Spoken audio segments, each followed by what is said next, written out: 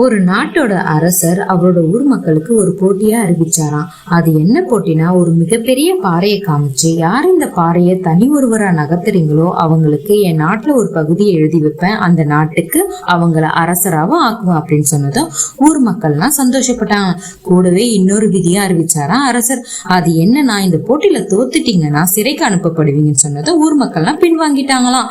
ஆனா ஊர் மக்கள்ல ஒருத்தர், ஒரு இளைஞர் முன் வந்து நான் இந்த போட்டியில கலந்துக்கிறேன்னு சொன்னதும் ஊர்ல இருந்த பெரியவங்க எல்லாம் எதுக்கு இந்த தேவையில்லாத வேலை உனக்குன்னு கேட்டதும் இந்த இளைஞன் சொன்னானா, இந்த போட்டியில நான் ஜெயிச்சா எனக்கு ஒரு நாட்டோட பகுதி கிடைக்கும், அந்த பகுதிக்கு நான் தான் அரசர் சொல்லி வேகமா அந்த பாறையை போய் தள்ளதும் பாறை நகர்ந்துடுச்சான். அரசரும் அவனுக்கு ஒரு பகுதி எழுதி வச்சு அந்த பகுதிக்கு அரசனாவா ஆக்கினாங்களாம். எந்த ஒரு விஷயத்தையும் செய்யறதுக்கு முன்னாடி நம்மளால முடியாதுன்னு எண்ணக்கூடாது. எப்பவுமே முயற்சி செஞ்சு பார்த்தாதான் வெற்றின்ற ஒரு கனி நமக்கு கிடைக்கும்.